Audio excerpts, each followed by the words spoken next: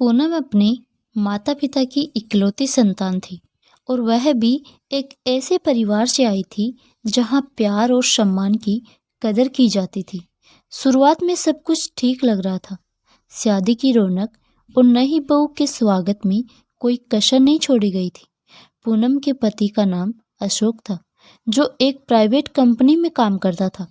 अशोक का परिवार अपने गांव में सम्मानित परिवारों में गिना जाता था। उनके परिवार की जड़ें गहरी थी।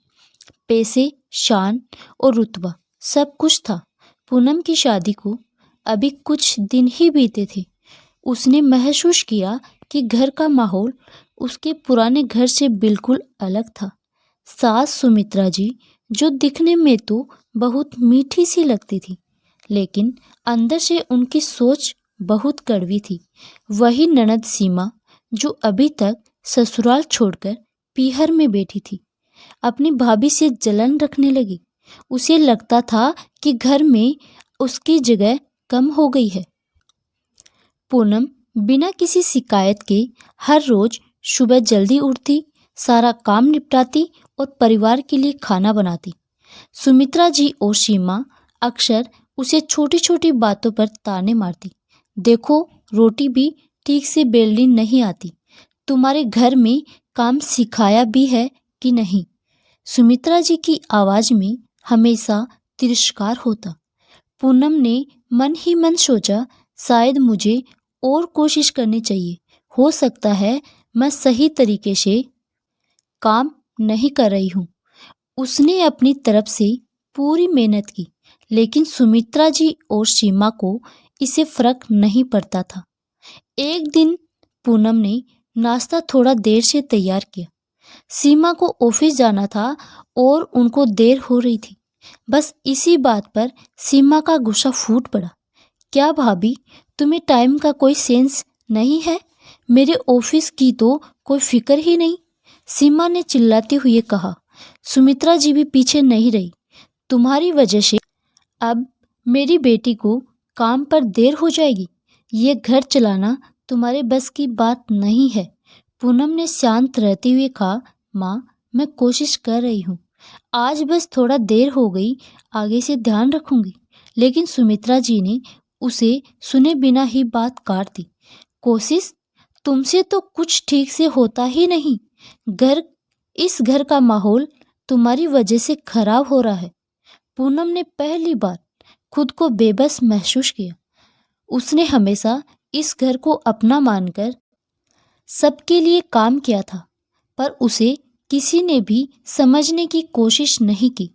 उसकी आंखों में आंसू थे, लेकिन उसने अपनी भावनाओं को काबू में रखा।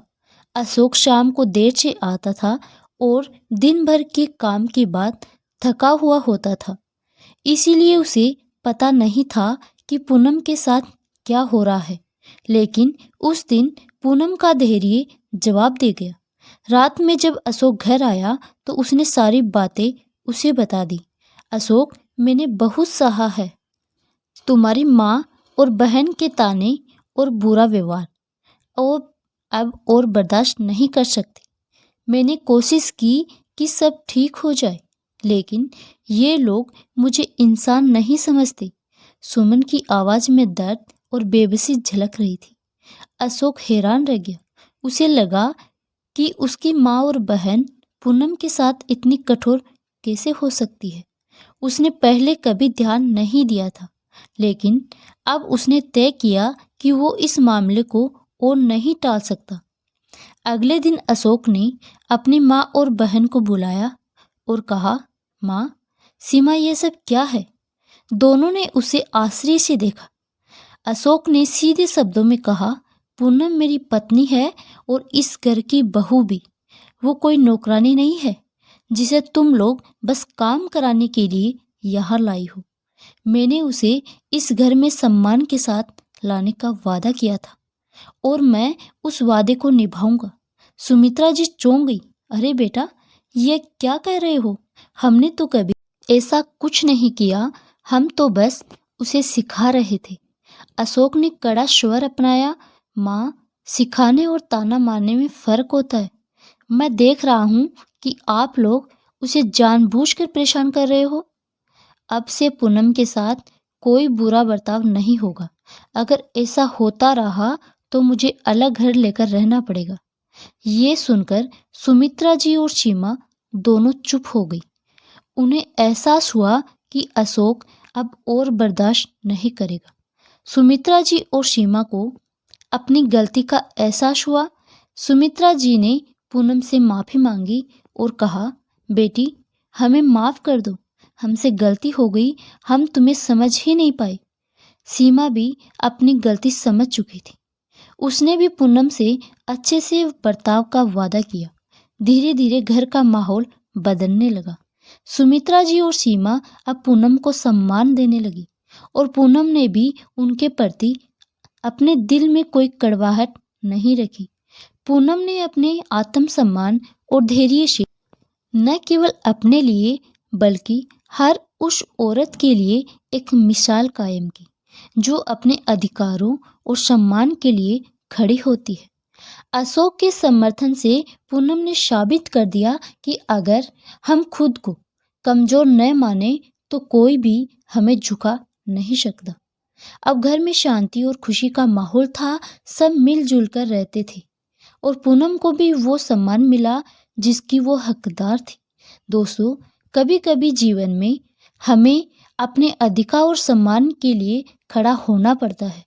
हर किसी को अपने आत्मसम्मान की रक्षा करनी चाहिए और सही समय पर आवाज उठाना बहुत जरूरी होता है। इस कहानी को बनाने का मकसद किसी की भावनाओं को ठेस पहुंचाना नहीं है। यह एक मनोरंजन के लिए लिखी गई काल्पनिक कहानी है। दोस्तों, कहानी कैसी लगी कमेंट करके जरूर बताएं। धन्यवाद।